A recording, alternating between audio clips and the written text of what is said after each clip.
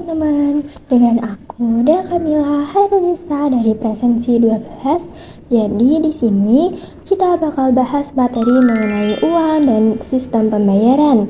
Nah, mulai dari yang awal tentunya kita harus tahu dong pengertian dari uang itu apa.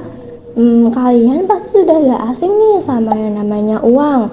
Jadi apa sih uang itu? Uang adalah suatu benda yang dapat diterima umum, dapat digunakan sebagai alat tukar, dan dapat digunakan sebagai alat pembayaran. Oke, pembahasan selanjutnya mengenai sejarah uang teman-teman.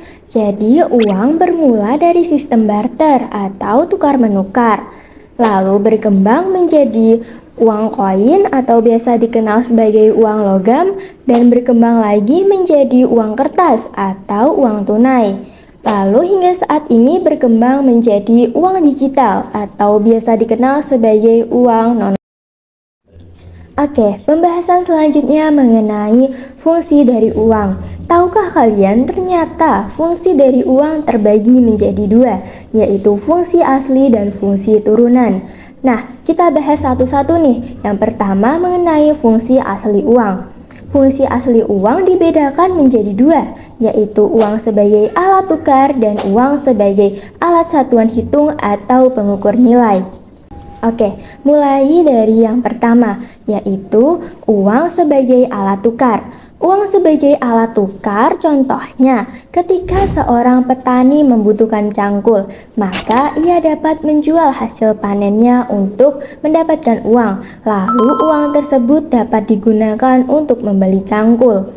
Oke, pembagian yang kedua yaitu uang sebagai alat satuan hitung atau pengukur nilai. Contohnya, harga dari paket pulpen adalah Rp15.000 dan harga buku tulis adalah Rp5.000. Maka dapat dijelaskan bahwa nilai paket pulpen 3 kali nilai buku tulis.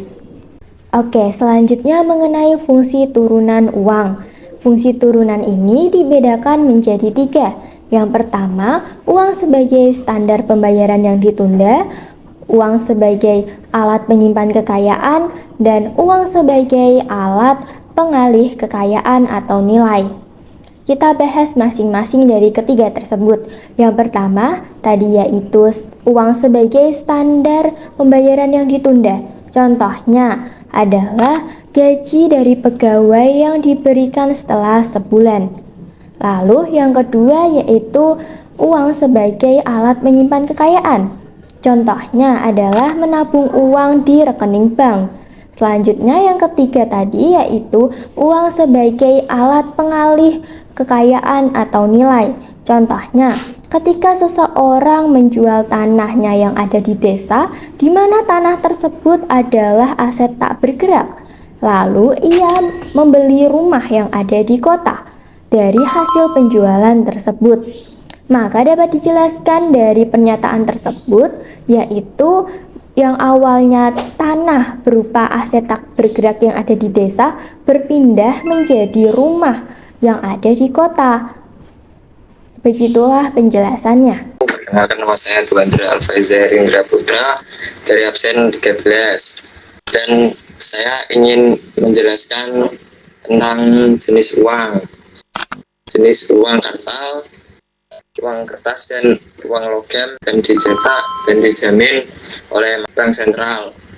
Uang giral dan dana yang tersimpan di rekening bank dapat digunakan melalui cek, biljet, giro, atau transfer bank. Syarat uang dapat diterima oleh masyarakat, diakui dan disepakati bersama sebagai alat tukar yang sah. Yang kedua, nilainya stabil. Nilai tidak berubah drastis dalam waktu singkat sehingga dapat dijadikan standar nilai. Saya Muhammad Ilhan Zangi dari Presensi 21. Saya akan melanjutkan materi, yaitu materi pertama yaitu tentang standar mata uang. Setelah itu ada unsur pengaman rupiah dan alat pembayaran non tunai. Pertama-tama yaitu standar mata uang. Kalian tahu gak sih standar mata uang itu apa? Kita harus tahu dulu apa sih kegunaannya dan lain-lainnya. Nah, standar mata uang adalah dasar atau patokan nilai suatu uang. Setelah itu jenis standar mata uang. Nah, di sini ada dua jenis nih, yaitu standar logam dan standar kertas. Nah, standar logam yaitu atau metalik standar, uang dibuat dari logam seperti emas. Nah, di sini ada nih beberapa macamnya. Ada 3 macam, yaitu standar tunggal, standar kembar, dan standar pincang. Nah, untuk standar tunggal yaitu menggunakan satu logam saja, yaitu contohnya seperti emas saja ya. Nah, standar kembar yaitu menggunakan 2 logam, yaitu seperti emas dan perak. Nah, standar pincang yaitu menggunakan 2 logam, tetapi hanya satu saja logam yang dijadikan standar utama atau patokan utama. Setelah itu standar kertas, uang kertas digunakan sebagai alat pembayaran setelah tidak dijamin dengan emas ataupun logam digunakan oleh banyak negara saat ini. Setelah itu ada unsur pengaman rupiah. Nah, tujuan unsur pengaman rupiah apa sih? Nah, tujuan pengaman rupiah yaitu bertujuan agar uang tidak mudah dipalsukan.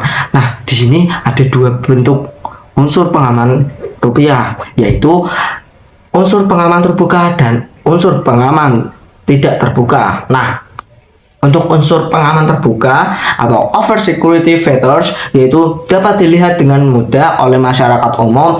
Cara mendeteksinya yaitu dengan cara menggunakan mata telanjang atau kasat mata, peraba tangan atau tekstur, atau alat sederhana seperti kaca pembesar dan lampu ultraviolet. Setelah itu unsur pengaman tidak terbuka atau cover security features yaitu hanya dapat dideteksi dengan mesin atau alat khusus, memiliki sensor dengan tingkat kepastian dan kecepatan tinggi untuk mengenali keasliannya. Setelah itu ada alat pembayaran non tunai nih. Nah, kalian tahu nggak sih alat pembayaran non tunai itu apa? Nah, alat pembayaran non tunai adalah metode pembayaran barang dan jasa yang tidak menggunakan uang tunai ataupun fisik. Nah, untuk arus proses transaksi dan aliran pembayaran non tunai ada berapa sih? Nah, di sini ada 2 ya, yaitu credit transfer dan debit transfer. Nah, credit transfer yaitu pengiriman, memerintahkan bank mengirimkan dana ke penerima. Sedangkan debit transfer yaitu penerima menagih dana dari pembayar melalui sistem clearing. Nah, setelah itu jenis media pembayaran non tunai. Ada 3 yaitu berbasis kertas, 2 berbasis elektronik, 3 berbasis kartu. Berbasis kertas contohnya cek, billet, giro, nota debit. Setelah itu berbasis elektronik yaitu SMS banking, transfer RTGS, dan clearing. Nah, berbasis kartu yaitu biasanya digunakan masyarakat nih, kartu ATM, kartu debit, kartu kredit, kartu e-money. Nah, sekian. I just had to let you know you're